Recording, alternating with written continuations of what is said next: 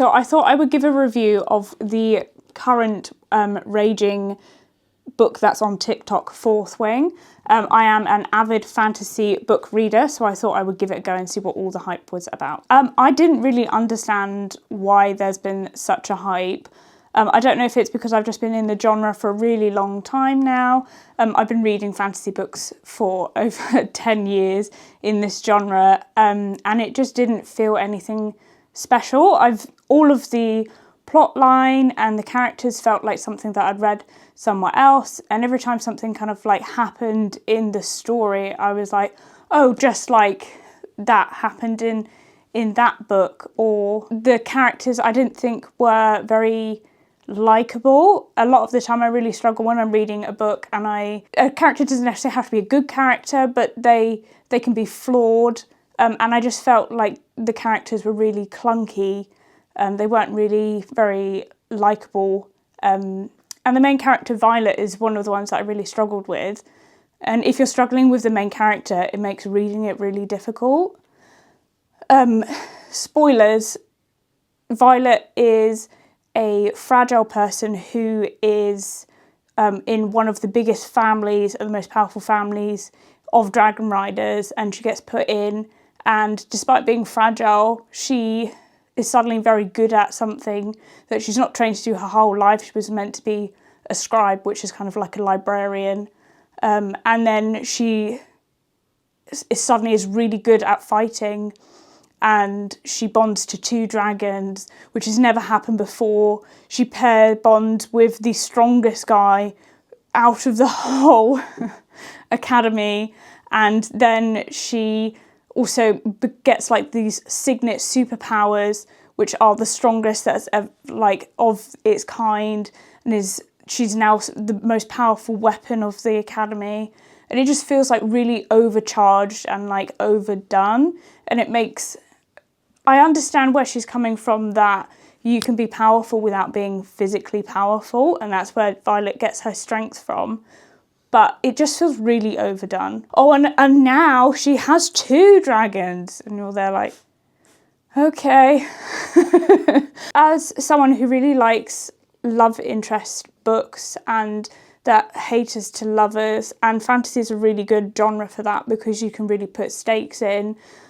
So like her and this boy Xaden come from 2 families that are opposing each other, and her mum set about the murder of his dad, and like it's all very dynamic and they have reason to hate each other, and then very suddenly they are ripping each other's clothes off, and it's all very suddenly they are in an intimate relationship and she loves him, and it just feels very sudden and forced, and it feels really rushed compared to like a slow build up where it becomes that they fall into the category of lovers.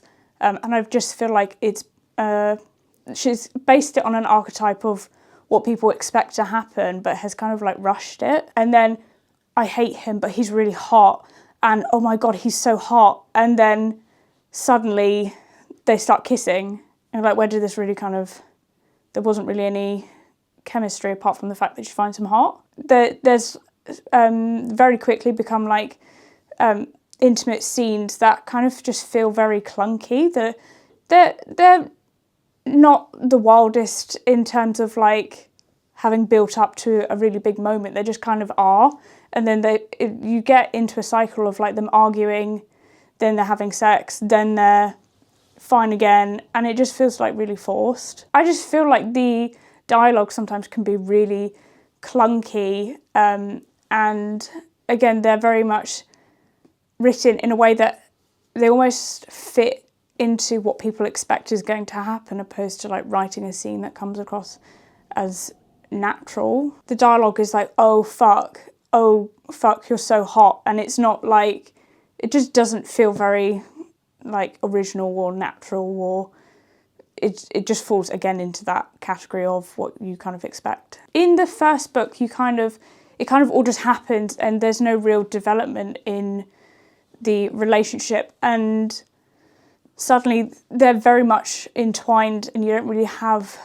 a basis of why they really like each other as much as they do, and you start to get into the mystery of Ixaden, and then towards the end it's revealed like a big plot secret. Again, spoilers, her brother isn't dead, he's been alive this whole time, and he's the leader of a revolution, and so is Ixaden, and they've been spearheading this against the actual enemies which are out there, which are these dark wizards who ride these dragons that they've made called wyverns. And suddenly she discovers all of these secrets, and then it's the start of her being really mad that he's kept a secret about this revolution that, if he'd told anyone, was going to get everyone killed. And then when you go into the second one, then it kind of, you start to see, it is like a toxic relationship of them arguing over things that are really unreasonable. Like, she doesn't want him to keep secrets, but then when he is like, well, okay, you're going to have to keep this bit a secret, she's like, well, I can't keep it a secret from my friends because that's lying to people. And he's like, okay, well, I can't tell you these things then. And then she gets really upset and then keeps secret from him to spite him, and they argue about it. And then when he does tell her a secret, she then goes and tells her friends instantly. And so you're like, so why would he tell you secrets? And everyone else in the story is like, well, Dragon Riders do keep secrets from each other because you work on secret missions, like it's completely normal. And she just is over and over again like really upset that there's these secrets of the revolution that she can't just know, even though there's nothing she can do proactively to help. And there's also mind readers in this school, and she can't protect her mind from these mind readers, so she is like a massive weakness to the revolution. Like, she's putting herself in danger if she was found to know it. So it just feels really unreasonable, but it's over and over and over again that they're arguing about this in like a toxic cycle, and it just got really boring. Yeah, it makes it really difficult. I really struggle with storylines where the main character isn't someone that you like. And if you can't sympathise with her or see yourself in her, or even just understand where she's coming from, then it becomes really difficult and really tiresome to follow that character's storyline. And I felt, especially in the first half of the second book, I was really struggling to understand. I understand that she's only 21 in the book, but it felt really, really childish, especially for someone who had grown up in a world where her mum was a general, and she would understand about the stakes of keeping things secret, that it was such a big deal. She doesn't really develop as a character. So in a way, we kind of go from she does in the first book, go from a frail person who no one believed that she was going to get through, to being, over this book, like, to the strongest, is going to be the strongest dragon rider that ever is. And she goes from being someone who is a scribe and is very nervous and has to talk all of these facts, like she recites facts to like calm herself down in these situations, to being this like real great asset. And overarching, she gets her confidence and all of that kind of thing. I just feel like then when we go into the second book, her development doesn't really happen. She starts out not understanding about secrets and is really angry and blames Ixaden for keeping secrets. And by the end, it's still there.